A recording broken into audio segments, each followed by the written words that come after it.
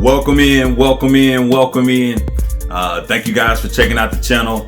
Definitely gonna be dropping some gems today. Before we get started, I want to make sure you smash the like button because it always helps me out. Make sure you're subscribed, make sure you got notifications cut on. And if you know anybody that may find value in this, definitely share the video so we can help you out.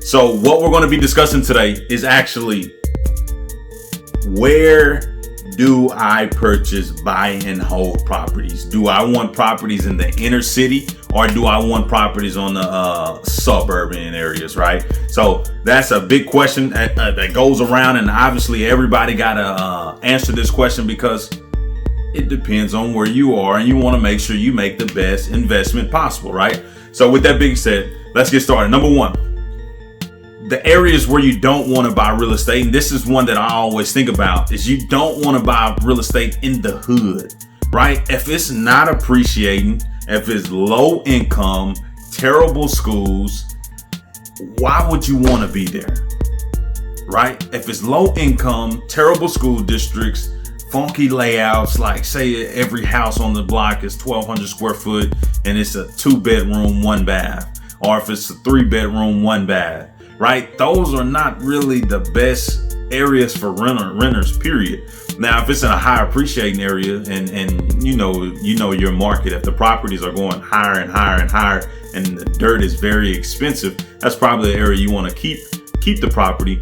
But if it's not meeting that criteria, being it's low income area, really rough, the houses are $30,000-$40,000 a piece, the layout is kind of funky, it don't have a garage, typically those aren't the best areas to buy and hold real estate. Now, when I say buy and hold, I mean keeping them as a rental and actually keeping them with your name attached to it, your association with it. Now, if I was to buy a house in the hood where the demographics are low income and terrible schools, what I'm gonna probably do is owner finance that particular property, meaning I will control it. I will be the bank. I will give whoever wants to buy this house, I will give them the loan. All they have to do is give me the down payment. I will structure it up to where they'll just pay me over time, maybe 20, 30 years until they're done paying off the loan, and it's their house. They pay their taxes, they fix their problems, and then I just control and make money from that asset, but I don't necessarily own it. It's not in my portfolio. If anything goes wrong, I don't have insurance on it. The homeowner has the insurance on it. So I'm not held liable for anything. The only thing I'm held liable for is if they foreclose on the property, I'll just take it back and then take another down payment and start making money again, right? So that's the only way I will buy a house in the inner city if it's not appreciating, meaning not going up in value, low income, and bad school districts. So those are some of the big things that I would definitely consider when buying and holding a property. Should I buy a property? Here's the next question. Number 2, should I buy a property in the suburbs? It's a lot of thoughts on that one. Suburban areas are typically great areas. I would say don't go too far from the city though. So when we're talking about a key thing in real estate is appreciation. That's very, very key. Appreciation. This property going up in value. When you buy out in the suburbs, say for instance, you're on the border of the city, say there's not really a lot of people there with you and there's a lot of lots to build. That property rarely appreciates in the suburbs, because if you gave me a choice, or if you gave a seller or a buyer a choice, okay, buyer, I have a house right here that was built 5 years ago, which is your house. It was built 5 years ago. It's 2,500 square foot. It's a 3-bedroom, 2 bath, right? You got that one. And then, well, buyer, I got a lot right here. I can build you a 3-bedroom, 2 bath, 2,500 square foot house. You'll be the first one to move in. And you can have this house all to yourself. Which one would you take? Hey, have you liked the video yet? Make sure you like the video. Why do I keep telling you this? Come on now, I thought you loved me.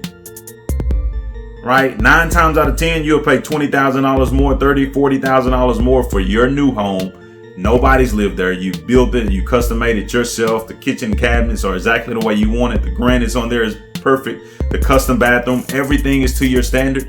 9 times out of 10, that buyer is going to go with the newer built home. And why would they? Because it's new. It's their opportunity to get something brand new. It's like the difference between buying a new car and a used car. When the only thing different is 5,000 miles, right? You're probably gonna get the new one because the price is a little bit about the same. So with that being said, that's kind of the difference you look at. So when I talk about buying in suburban areas, you can buy, say for instance, I know Dallas very well because I live here. In Dallas, the inner city is South Dallas is very rough. Inner city is typically pretty darn good as far as appreciating. Everything in Dallas has been appreciating, and some of the school districts are good, some of them aren't. But everything's inside the city limits. Basically, is appreciating. So that's property you want to kind of hold on to.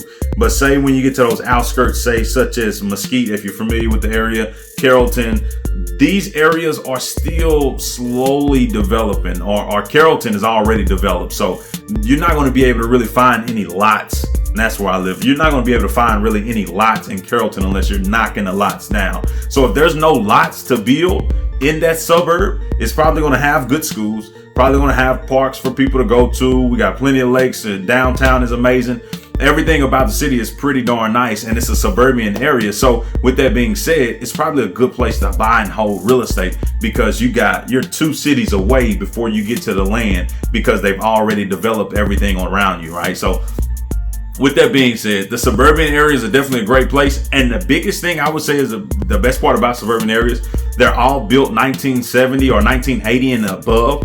So the best part about that is the rehab. The houses aren't falling apart. When you go to the inner city and they're built in the 1950s, the 1940s, 30s, man, these properties are just waiting to tear up. So even when you get it to a property management company, by the time the tenant opens the cabinet doors, the hinge is popping off and they're falling down, right?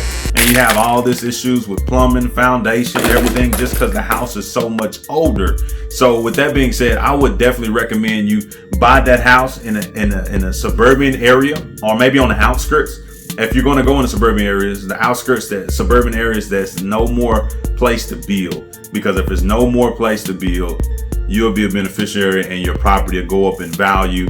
Whereas if there's plenty of room to build, your property typically don't go up in value until they're done developing it and then push the new develops out maybe 20, 30 miles, right? So right now in Carrollton, I think you're about 20 miles away before you get to new development. Now, don't get me wrong, there's certain subdivisions here, but for the most part, if you want a house in Carrollton, 95% of the houses on the market is probably going to be already existing homes. They're not going to be new builds. Where if you go to an area like Aubrey, Texas, probably 95% of those houses are new built homes, or 50-50 or new built homes. So they can either decide to maybe move a mile outside of town and get a new build, or buy one here. But a mile outside of town is not really a difference as far as location and the commute to work and all that good stuff. So those are some things you got to consider. Suburban areas are definitely great areas to buy and hold if they're not building, because they're going up in appreciation.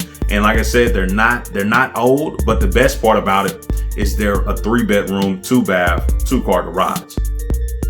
90% of tenants want a 3-bedroom, 2-bath, 2-car garage, right? They don't want a home. They don't want to have a home ownership, but they still want to be in a home environment. Say they're coming from apartments, never had a garage. They're looking forward to getting that rental home with a garage with it, right? They're looking forward to getting 3 bedrooms and 2 baths, and they got a master bath for the head of the household, and then they got a visitor bath for everybody else. Typically, rents, it's harder to get tenants to actually buy that or consider that 3-1 plus, because they don't have a master shower, right? They only have 1 bathroom. That's for everybody. That shower is for everyone. Then they have a half a bathroom, but that's not really a great property that you want to hold, because you have a lot of turnover with tenants, because ultimately they want that master experience. And if you go to the suburban areas, you'll find that master experience.